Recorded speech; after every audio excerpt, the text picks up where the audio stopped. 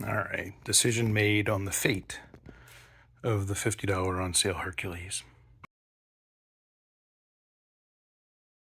All right, I got a lot of feedback, privately anyway, on keep the Hercules, keep the Milwaukee, or keep both, because I did definitely, if you watch the other video, decide to keep the Milwaukee. So I'm going to do a quick unboxing of the Hercules, and the main reason I'm keeping it is the additional grump and the higher speed. So this is going to be basically a dedicated cutting rig, if you will, and I'll use the Milwaukee as sort of the other tasks, the sanding, the variable speed when you don't want to go full out 10,000 RPM, because there is no adjustability here at all. So plus I figure with, a couple wheels in there and whatever, at 50 bucks, there's just never going to be a better deal on anything close to this. And, I'm one of those guys who really likes to have like two ratchets running at once. For example, with different size sockets on them, so I don't have to like take it off and put it back on and all that kind of stuff. So cutting wheel rig, and then the Milwaukee will be kind of everything else. And of course, the cordless rig. So let's see if we can do this without cut. And I covered the specs in between them in the first video, but kind of the big ones are 13 amp, 10,000 RPM. It handles up to 6-inch discs. I probably won't use 6-inch discs, I would guess, unless I'm doing a gob of cutting. But the tool-free guard adjustment is nice. The auto stop when the carbon brushes, because this is a brushed motor, not brushless. I don't know. It checked enough boxes, and I had more than one person say, "Look, man, unless you're just dying for the 50 bucks and don't want to have that versatility in your garage, you should keep it." So I'm keeping it. So let's get out the. Oh lordy, I am gonna have to cut and get this sucker out of the box. Be right back. All right, we're back. These boxes kind of provide a wedge for this guy. So this is literally everything in there. The one thing I will say is, there's the whole RTFM thing, and especially if you're starting out with grinders, as I am, I've used a Dremel many, many, many years, but I'm going to read this because the word safety when it comes to an angle grinder is not a small word.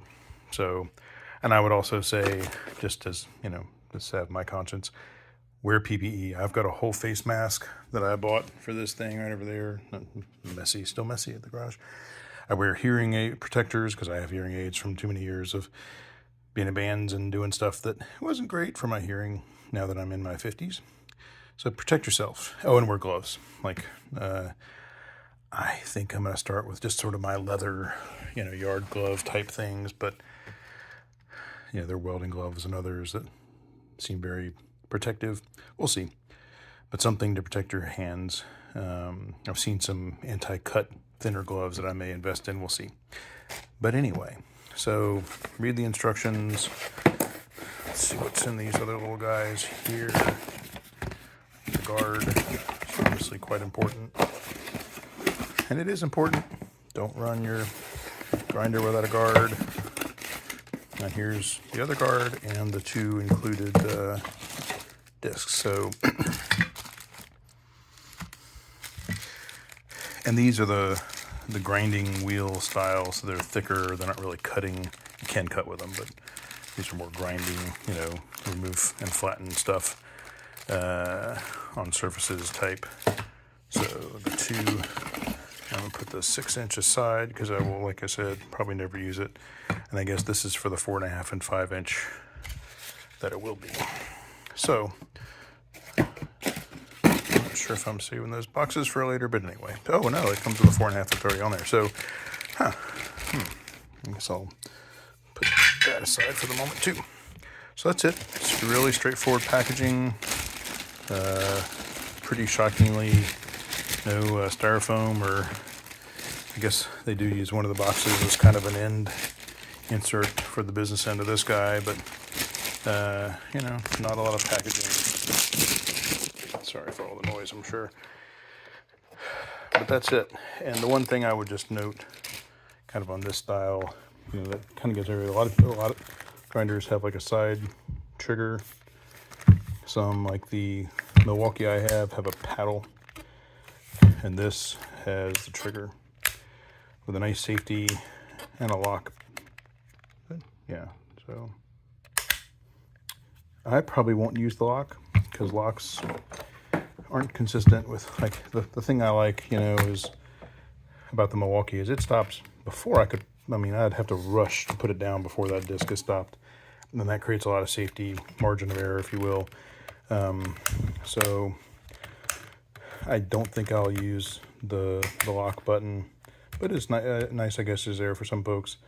You know, I really do like a paddle or this style, not so much the side, but that is purely a preference thing. Just playing with the tool-free guard adjustment. I mean, it's kind of some basic stuff, just kind of a tension hold, you know, it pulls here.